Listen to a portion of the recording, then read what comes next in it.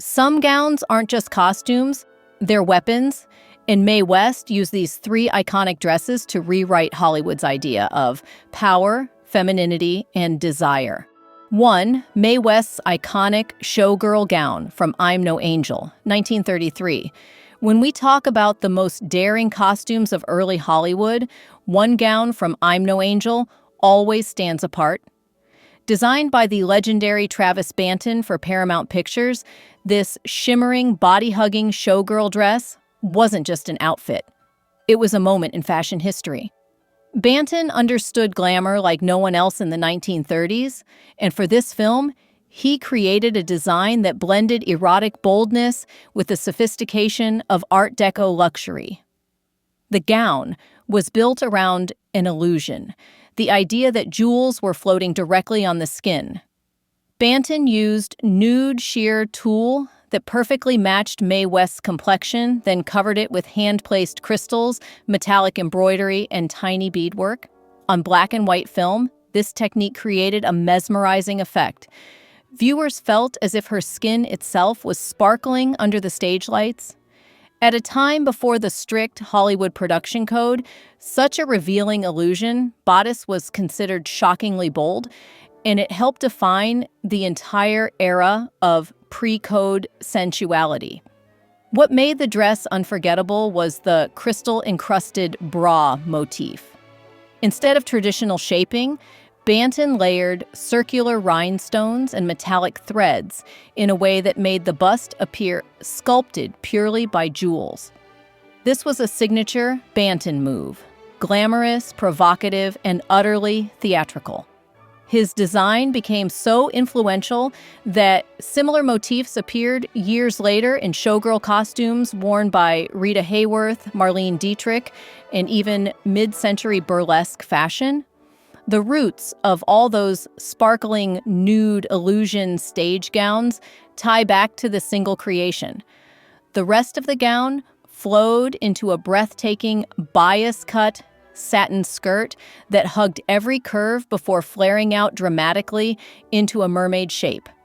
The hemline was weighted with sequins, feathers, and crystal trails that caught every beam of light when Mae West walked or posed.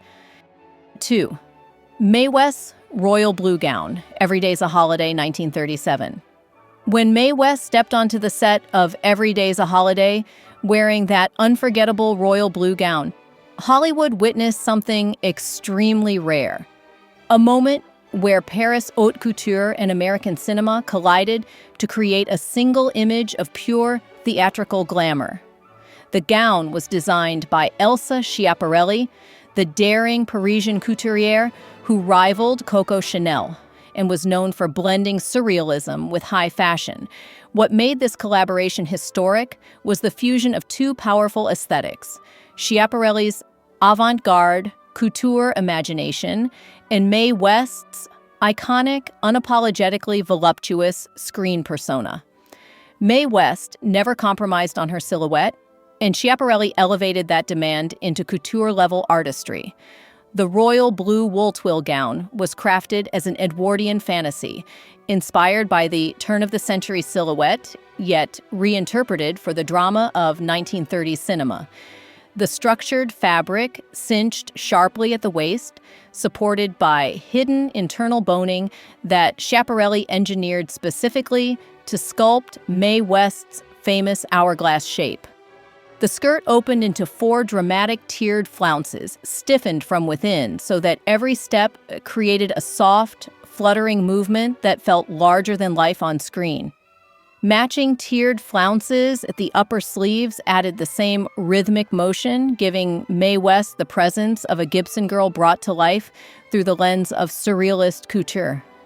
At the neckline, Schiaparelli placed the gown's most striking couture feature, an oversized ivory satin portrait collar that framed Mae West's face like a spotlight.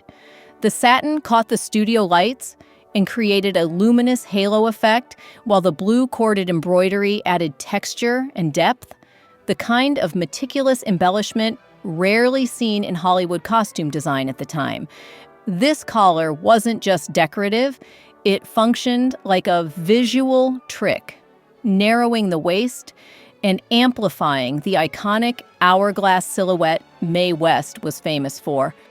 One of the most brilliant elements of the gown was also one of its most discreet, the hidden sleeve pockets. Mae West's character, Peaches O'Day, is a sly, playful con artist, and Schiaparelli integrated that personality into the costume itself. Throughout the film, Mae West casually pulls documents and small props from those secret pockets, a small but ingenious detail that reflects Schiaparelli's sense of humor and Mae West's comedic timing. It is more than a costume, it is a piece of fashion history shaped by two of the most powerful women of the 1930s. 3. Mae West's spiderweb gown, I'm No Angel, 1933. Mae West's legendary spiderweb gown from I'm No Angel is one of the boldest and most symbolically charged costumes ever created in early Hollywood. Designed by Travis Banton, Paramount's master of sensual glamour, the gown wasn't just clothing. It was a visual metaphor for Mae West herself. Everything about it was engineered to express one idea. This is a woman who can catch any man she wants, and she does it with a smile. The entire gown was built on a base of nude silk tulle, a shocking choice for 1933. Pre-code Hollywood allowed more skin than later decades, but even then, the illusion of near-bare flesh was daring. Banton used the transparency to create the impression that Mae West was wrapped in nothing but a glittering spider web. Over the tulle, he hand-applied a complex pattern of silver bugle beads, jet black sequins, and rhinestones to form a mathematically perfect web that traced across her torso, hips, and legs. Every line of the web was angled with purpose, cinching the waist visually, highlighting the curve of the bust, and sculpting her shape into an exaggerated hourglass that felt almost hypnotic on screen. The beading itself was placed with absolute precision. At each intersection of the web, Banton added crystal clusters that caught the light like droplets of dew. Along the curved lines that traced Mae West's body, he used darker jet beads to deepen the shadows and emphasize her silhouette.